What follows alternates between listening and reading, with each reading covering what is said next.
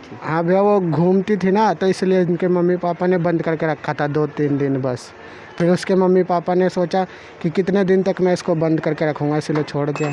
आपको कभी लगा कि वो उसकी बॉयफ्रेंड हो सकता है? हाँ लगा था, क्योंकि व्यवहार से लगता है ना भैया, 1 महीने से वो घर पे नहीं आ रही थी इसलिए। और मैंने कभी रास्ते में भी देखा था घूमते हुए गलियों में। दोस्तों, अभी हम शाहबाग डेरी इलाके में मौजूद है, दिल्ली के शाहबाग में, जहां पर साक्षी की हत्या की गई थी। ये फ़िलहाल मेरे पीछे जो है वह आप घर देख रहे हैं। यहाँ पे अड़ोसी पड़ोसी से जानने का प्रयास हम करते हैं कि किस प्रकार का किस तरीके से घटना घटित हुई है। क्या नाम है आपका? श्री राम है मेरा नाम। आप पड़ोसी हैं हाँ मैं साक्षी के? हाँ मैं पड़ोसी हूँ। साक्षी को आप जानते होंगे अच्छे तरीके से, क्योंकि आपके बगल की है। तो साक्षी किस प्रकार की लड़की थी? साक्षी सही लड़की थी, हमसे सही बोल चाल था उसका। लेकिन ये कुछ 1 महीने से ये घर पे नहीं रहती थी, इसलिए हमें उतना नहीं पता। 1 महीने से नहीं रह रही थी? हाँ। क्या कारण हो सकता है, आपको क्या लगता है? वो अपने सहेली के पास रहती थी, नीतू के घर में। सहेली आती थी यहाँ पर? हाँ आती नीतू थी। आती थी? हाँ आती थी। उसकी सहेली कैसे लगी आपको? कभी अगर यहाँ आती थी तो किस प्रकार की लगी आपको? सही थी, लेकिन मैं उनके साथ रहता नहीं था, इसीलिए पता नहीं मेरे को इतना बार है। मैं तो बस स्कूल से आता जाता था, इसलिए मैं घर में भी नहीं रहता हूँ जल्दी।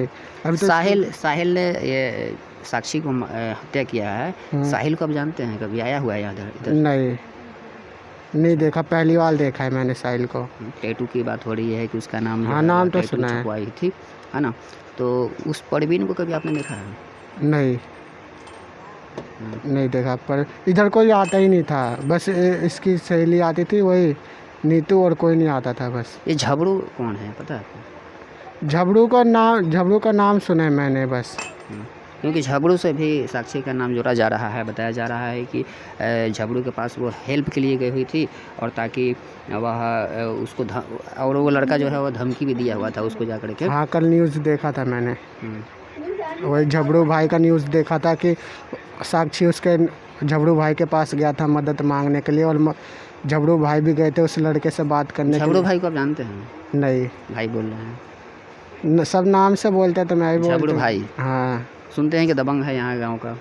अब इतना नहीं पता, हम नहीं आए हैं ना यहाँ पे, यही 2-3 साल हुआ है हमें यहाँ पे आए हुए। तो साक्षी यहाँ पे पढ़ाई करती थी, रहती थी? हाँ पढ़ाई करते थे।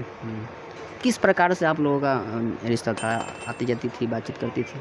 सही थी भैया, हमारे घर में आती जाती थी तो सही थी, लेकिन वो ना पड़ोसियत तो लड़ाई होता ही रहता है, तो एक लड़ाई हो गया तो इसलिए हमारे घर में वो आना जाना बंद कर देते। आपसे बातचीत नहीं होती थी? नहीं। साक्षी की बातचीत नहीं होती थी? नहीं। झगड़ालू किस्म की थी या फ्रेंडली थी, बातचीत करती थी? ऐसी बस ये सब बात करते थे और मेरे को बात आके बताते थे, और बात नहीं होती थी उससे कभी, क्योंकि लड़की है और मैं लड़का हूँ, तो कोई उल्टा सोच लेगा, इसलिए हम बात नहीं करते थे। आपको कभी लगा कि वो उसकी बॉयफ्रेंड हो सकता है? हाँ लगा था, क्योंकि व्यवहार से लगता है ना भैया, 1 महीने से वो घर पे नहीं आ रही थी इसलिए। और मैंने कभी रास्ते में भी देखा था घूमते हुए गलियों में। अच्छा। इस वजह से। किसके साथ देखा था आपने? किसी के साथ नहीं, अकेले। मतलब बता रहे हैं लड़कों के साथ घूमना, ऐसा है क्या?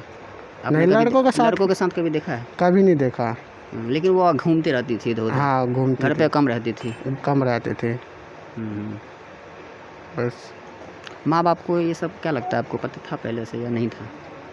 भैया मैं उनके घर में रहता नहीं, इसलिए मैं कैसे बता सकता हूँ। माँ बाप को पता होगा कि हाँ मेरी बेटी ऐसी है। नहीं, वो तो बोल रहे हैं कि हमें कुछ पता नहीं है, उस लड़कों के बारे में कोई जानकारी नहीं है, इसलिए से बात कर रहे हैं। लड़कों के बारे में पता नहीं होगा भैया, क्योंकि लड़का इधर आता नहीं था, और ना ही कोई अपने घर पे थोड़ी ना बात बताता है कि मेरा बॉयफ्रेंड ये है, सब छुपा के ही रखते हैं ना।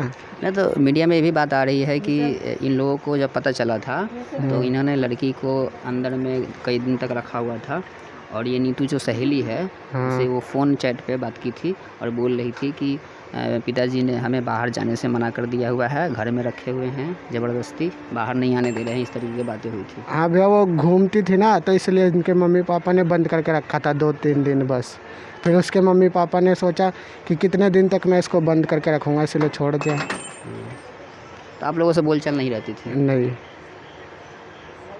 आपको क्या लगता है कि हत्या के पीछे जो है वह बेवफा बताई जा रही है, लड़की को बेवफा बताई जा रही है कि उसने धोखा दिया है, ठीक है। आपको क्या लगता है इस तरह की लड़की थी वो?